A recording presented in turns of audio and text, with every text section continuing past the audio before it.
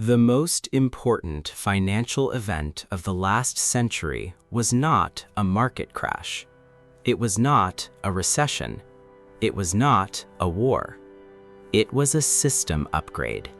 An upgrade so profound that almost every financial problem discussed today can trace its origins back to it. Inflation, debt, asset bubbles, housing affordability, wealth inequality, government deficits, all connected, all downstream.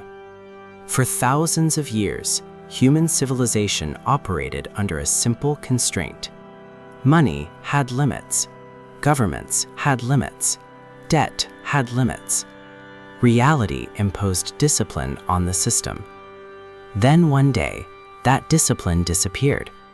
Not through revolution, not through conquest, not through technological breakthrough, but through a single political decision. A decision presented as temporary, a decision that became permanent. And the moment it happened, the architecture of wealth changed forever. Most people think money is a store of value. The architect sees something different: a coordination system, a trust system, an incentive system. And in 1971, the rules governing that system were fundamentally rewritten. Today, we decode the hidden architecture behind the most important monetary transition in modern history: the 1971 trap, the day money broke forever. Every system requires a constraint. Without constraints, systems become unstable. Biology has constraints. Physics has constraints. Engineering has constraints. And for most of human history, money had constraints. Gold was not valuable because it was shiny. Gold was valuable because nobody could manufacture it. Nobody could vote more gold into existence. Nobody could create additional gold through political promises. Nature controlled supply. Civilizations adopted around that reality. This produced an extraordinary consequence. Governments could spend, but only within limits. Banks could lend, but only within limits. Empires could expand, but only within limits. Scarcity acted as an invisible regulator. The system disciplined itself, not perfectly, but effectively. Then industrialization arrived. Global trade accelerated. Economic complexity exploded. Moving physical gold across continents became increasingly inefficient. The solution appeared elegant: paper claims backed by physical reserves. Convenience without sacrificing trust. The world embraced the model. Gold remained the foundation. Paper became the interface. The architecture seemed stable, but hidden inside every abstraction lies a dangerous temptation: the temptation to create more claims than underlying reality can support. And once that temptation appears, history suggests it is only a matter of time before someone acts upon it. To understand 1971, we must first understand Bretton Woods. In 1944, the world needed a new economic operating system. The war had devastated Europe. Global trade required rebuilding. Financial stability was essential. 44 nations gathered to design a new framework. The solution was ingenious. Gold remained the anchor, but the dollar became the interface. Every major currency linked itself to the dollar, and the dollar linked itself to gold. $35 per ounce. Simple, efficient, scalable. The architecture concentrated global trust into a single monetary hub. For decades, the system performed remarkably well. Trade expanded, industry flourished, prosperity accelerated. But every successful system creates pressures, and the more successful Bretton Woods became, the greater its contradiction grew. The world needed dollars to facilitate trade. More trade required more dollars. More dollars required more issuance. But more issuance gradually weakened the relationship between dollars and gold. The architecture was trapped. Global growth demanded monetary expansion. Monetary expansion undermined the very foundation of trust supporting the system. The contradiction compounded year after year. Invisible at first, then impossible to ignore.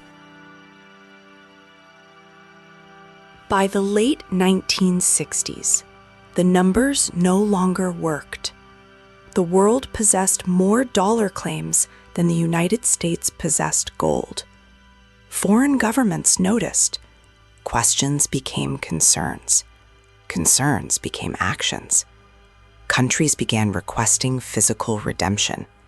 Paper dollars flowed in. Gold flowed out. Confidence deteriorated. The architecture approached failure. Then came August 15, 1971. President Richard Nixon addressed the nation.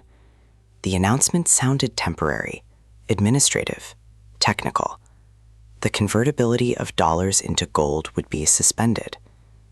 Officially, the measure was temporary. Operationally, it became permanent. In that moment, something extraordinary occurred. The global monetary system crossed a threshold never before experienced in human history. Money was no longer anchored to a scarce physical asset. Money became anchored to confidence, trust, government authority, future productivity. The constraint disappeared, and a new architecture emerged. Most people remember the speech. Very few understand the system that was born from it. Because after 1971, money itself became a different technology.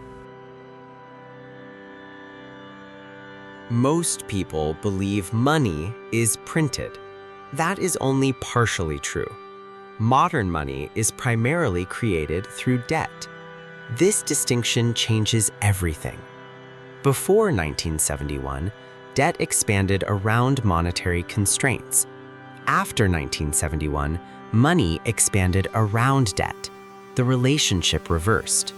The system no longer required additional gold. The system required additional borrowing. Governments borrowed, corporations borrowed, consumers borrowed. Banks expanded credit, and every new layer of debt generated additional monetary supply.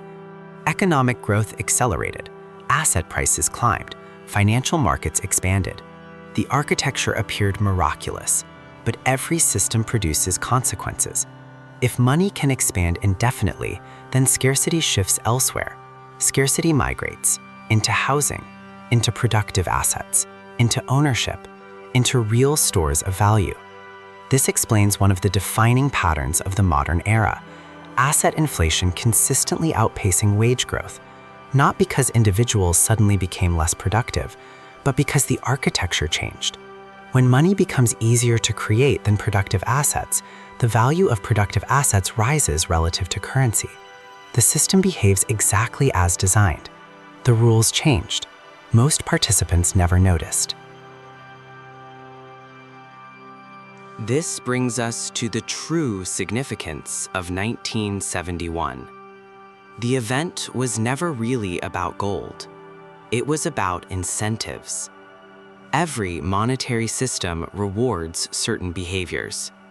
The post-1971 system rewards leverage, ownership, asset accumulation, scale. Those closest to monetary creation benefit first. Those furthest away adjust later. This creates a structural advantage, not necessarily through conspiracy, but through architecture. The system encourages borrowing. The system encourages expansion. The system encourages asset ownership. Meanwhile, holding currency becomes increasingly difficult as a long-term strategy. The architecture quietly pressures participants toward risk, toward investment, toward ownership, toward leverage. The incentives become embedded.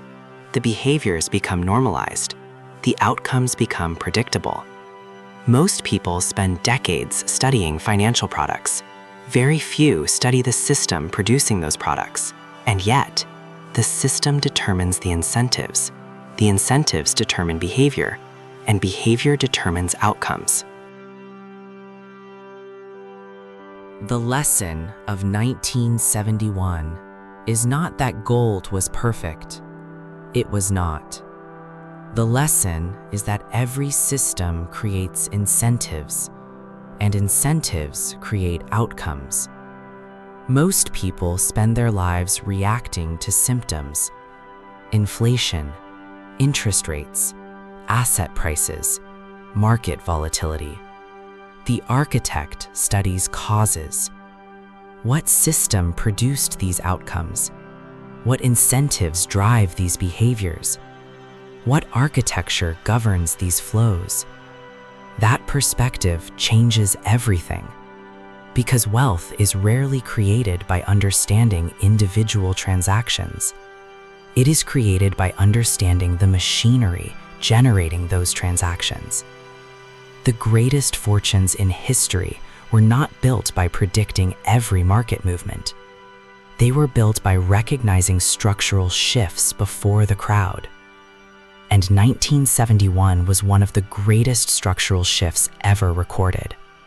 A moment when money ceased being constrained by physical scarcity and became constrained primarily by confidence. We still live inside that architecture today. Every mortgage, every government deficit, every asset bubble, every monetary intervention, every inflation cycle exists downstream from that transition. The system changed, the incentives changed, the rules changed. Most people still study money. The architect studies the system creating it, because wealth is not built by working harder. It is engineered through systems. This is Nexera, decoding systems, architecting wealth.